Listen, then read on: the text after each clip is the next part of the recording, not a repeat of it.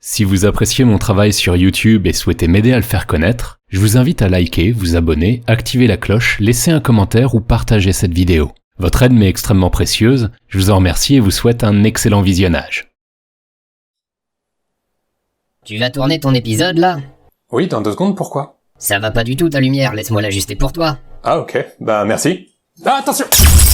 Oups, j'ai voulu bien faire, hein. Envoie l'écran titre pendant qu'on remet ça en place. Ah, je te jure, avec des amis comme ça, on n'a pas besoin d'ennemis. Précédemment dans Théorie du bonheur.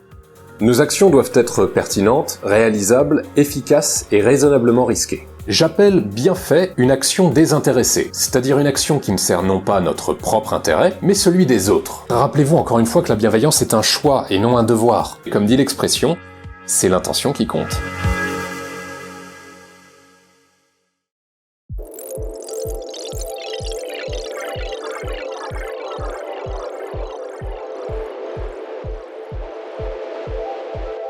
C'est l'intention qui compte, d'accord, mais on a aussi vu que toutes nos actions doivent en valoir le coup pour ne pas gaspiller notre temps, notre énergie et nos moyens. Ça vaut également pour nos actions bienveillantes. D'autant qu'on retire bien plus de satisfaction en voyant le résultat de notre générosité sur les autres qu'en ne l'exerçant que pour se donner bonne conscience. Un ami m'a raconté qu'il était parti 6 mois en Afrique avec une association caritative pour y construire une école, et qu'après leur départ, non seulement l'école n'avait jamais ouvert faute d'élèves et de professeurs, mais en plus elle avait fini squattée par des gangs de rue locaux. Ce qui a le plus écœuré mon ami, c'est que ce résultat était parfaitement prévisible et évitable. L'école aurait pu être construite dans une zone plus sûre, là où elle était davantage nécessaire, tandis que le recrutement des professeurs aurait pu être anticipé.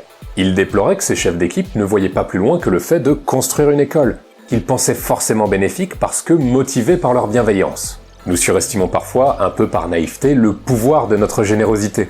Qu'une action soit bienveillante n'implique pas qu'elle soit utile. Beaucoup de gens pensent sincèrement aider en donnant de l'argent à des organisations caritatives corrompues et inefficaces, ou en entreprenant des projets dont les résultats n'aident finalement personne. Leurs efforts constituent un gaspillage de temps, d'énergie et de moyens, et ceux qu'ils espéraient aider n'en bénéficient pas en fin de compte. Il ne suffit pas d'écouter son cœur pour que notre bienveillance serve à quelque chose. Il faut en plus écouter sa raison.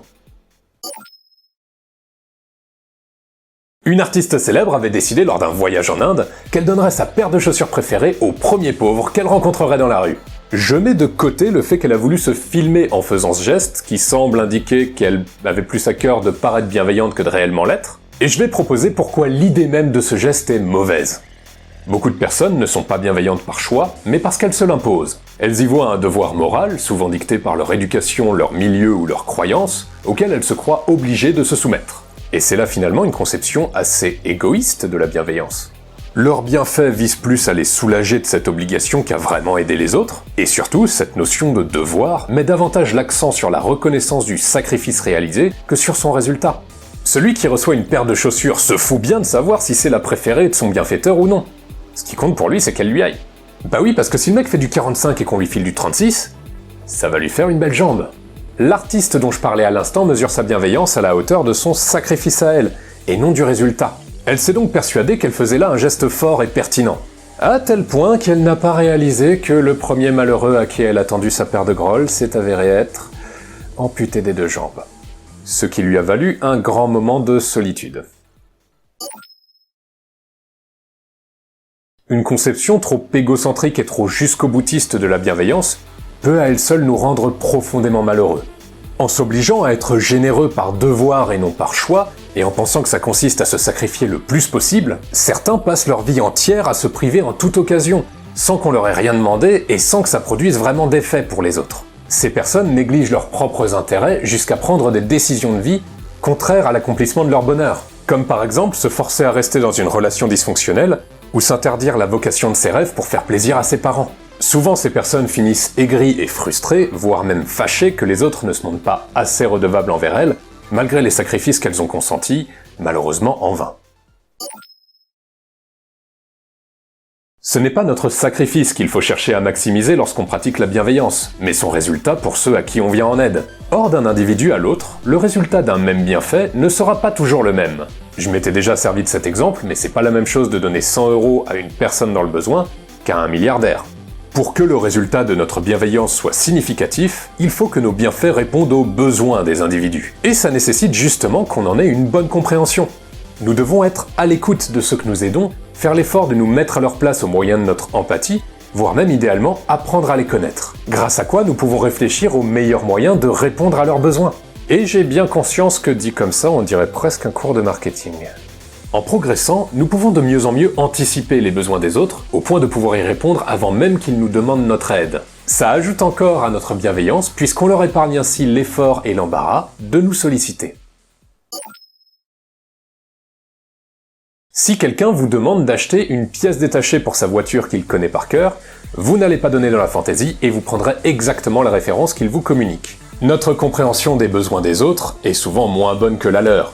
Mais pas toujours, elle peut parfois être meilleure. Si un ami qui arrête de fumer vous demande de le dépanner d'une cigarette parce qu'il est en manque et que sa volonté est en train de flancher, il peut être davantage bienveillant de feindre ne pas en avoir plutôt que de lui accorder ce qu'il demande, ce qu'il ne tarderait pas à regretter. Il faut parfois faire preuve d'esprit critique et différencier la volonté de nos amis de leurs besoins réels. Tout comme nous, il peut leur arriver de souhaiter à tort ce qui leur est nuisible. Notre bienveillance peut alors consister à les en préserver. J'ai déjà voté par procuration à la place de quelqu'un dont les opinions politiques étaient contraires aux miennes. Et mine de rien, une fois dans l'isoloir, personne ne peut savoir ce qu'on met dans l'enveloppe. Donc j'aurais très bien pu en profiter pour soutenir mon candidat. Je ne l'ai pas fait et j'ai respecté la consigne de vote qui m'a été donnée. Nos valeurs morales sont un choix personnel, et on peut ne pas avoir les mêmes. Ce que je montre avec ces deux exemples, c'est que notre bienveillance pour une personne peut aller jusqu'à faire valoir ses valeurs morales avant les nôtres. Si, au contraire, on impose nos valeurs morales contre sa volonté, alors nous n'agissons plus par bienveillance, mais par conviction d'avoir une morale supérieure à la sienne. Or, la morale étant une notion subjective, une telle conviction n'aurait aucun fondement. L'exercice de la bienveillance fait appel à notre ouverture d'esprit pour comprendre, accepter et respecter les valeurs morales des autres, même lorsqu'elles s'opposent aux nôtres. Deux amis, Jesse et Chester, s'affrontent au poker. Ils sont très compétitifs et prennent leur duel très au sérieux. Les deux ont fait tapis et s'apprêtent à montrer leur jeu. Celui qui a la meilleure main remporte le pactole. Chester révèle un full. Jesse s'apprête à révéler un carré et à gagner la partie. Mais il réalise soudain que Chester a eu une semaine difficile et qu'une victoire lui ferait du bien au moral. Alors il concède la défaite sans révéler sa main. Ce qui est intéressant dans cet exemple, c'est que Chester ne sait même pas que Jesse lui offre la victoire. Il n'a donc même pas à s'en sentir redevable. Il peut être d'autant plus généreux que nos bienfaits ne soient pas observables, de sorte que ceux qui les reçoivent ne se doutent pas qu'ils ont été aidés, et ne se sentent pas obligés de faire preuve de reconnaissance. Nous manifestons alors une bienveillance particulièrement sincère, puisque nous n'en retirons alors vraiment aucune récompense, pas même de la gratitude. Même pas d'espoir. Sans espoir. Sans témoin. Sans récompense. Pour autant, je ne dirais pas qu'il vaut mieux que toute forme de bienveillance soit inobservable. Comme on l'a vu il y a 2 épisodes, il est préférable de manifester la bienveillance à notre échelle individuelle afin d'émuler la bienveillance collective. Je dirais simplement qu'il vaut mieux avoir la bienveillance humble, en nous abstenant de courir après la reconnaissance ou d'obliger ceux à qui nous venons en aide. En fin de compte, pour être efficace, notre bienveillance doit être l'expression d'une vraie abnégation.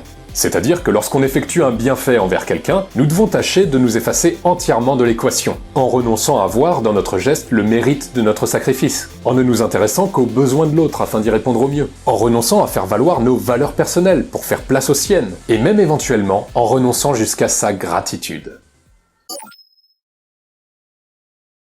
Je termine enfin ce chapitre en proposant comment recevoir la bienveillance. Tout d'abord, il nous faut savoir différencier lorsqu'on est bienveillant avec nous et lorsqu'on ne l'est pas. Comme on l'a vu, la bienveillance ne réside pas dans les bienfaits en eux-mêmes, mais dans l'intention de nos bienfaiteurs. Autrement dit, ne soyons pas naïfs, ce n'est pas parce que quelqu'un nous aide que cette personne est forcément bienveillante avec nous. Pour le vérifier, il nous faut déterminer sa motivation à nous aider. On peut nous aider pour tout un tas de raisons, par échange de bons procédés, pour sympathiser avec nous, pour nous piéger, etc. Il faut savoir faire la part des choses. Inversement, il peut aussi arriver que quelqu'un nous blesse involontairement par maladresse, malgré son intention de nous aider. Ça reste de la bienveillance, et même si elle est infructueuse, il faut la reconnaître en tant que telle. Si on ne se trompe pas en l'identifiant, alors on devrait toujours au moins souhaiter rendre la bienveillance qui nous est adressée. Sans quoi, ceux qui nous l'adressent seraient bien vite découragés par notre manque de reconnaissance. La gratitude est le premier de nos moyens à cette fin. Et même si elle est immatérielle, nous pouvons presque toujours en manifester envers nos bienfaiteurs. Nous trouver des excuses pour ne jamais en témoigner et répondre à de vrais bienfaits par du dédain serait un comportement mesquin. Par ailleurs, si nous en avons la possibilité, nous pouvons choisir de répondre aux bienfaits qui nous sont adressés par d'autres bienfaits. Mais là aussi, attention de ne pas nous précipiter. Il serait hypocrite de bâcler notre geste juste pour nous débarrasser de l'obligation morale que nous avons envers notre bienfaiteur. Ok, mais pour la bienveillance dont nous avons bénéficié sans nous en rendre compte alors, nous ne savons pas envers qui diriger notre reconnaissance. Pour celle-là, je propose de maintenir intérieurement un état permanent de gratitude plus générale, d'abord pour nous en souvenir, et surtout pour nous en réjouir. Reconnaître que nous sommes souvent aidés sans le savoir a aussi l'avantage de nous ramener à une certaine humilité, dont je développerai les avantages au cours d'un prochain chapitre, celui sur la fortune. Mais ça, ce sera pour dans encore quelques épisodes. 24e épisode terminé, et surtout chapitre sur la bienveillance terminé, enfin! On va pouvoir passer au prochain sur la liste, celui des relations humaines. Avant de partir, n'oubliez pas de cliquer sur l'inimitable pouce en l'air, de vous abonner, d'activer la cloche pour être tenu au courant des prochaines sorties, de laisser un commentaire ou de partager cet épisode. Vous pouvez aussi me retrouver sur les réseaux sociaux, n'hésitez pas, les liens sont juste ici. Voilà, c'est tout pour moi, je vous dis à la prochaine, et d'ici là, prenez soin de vous!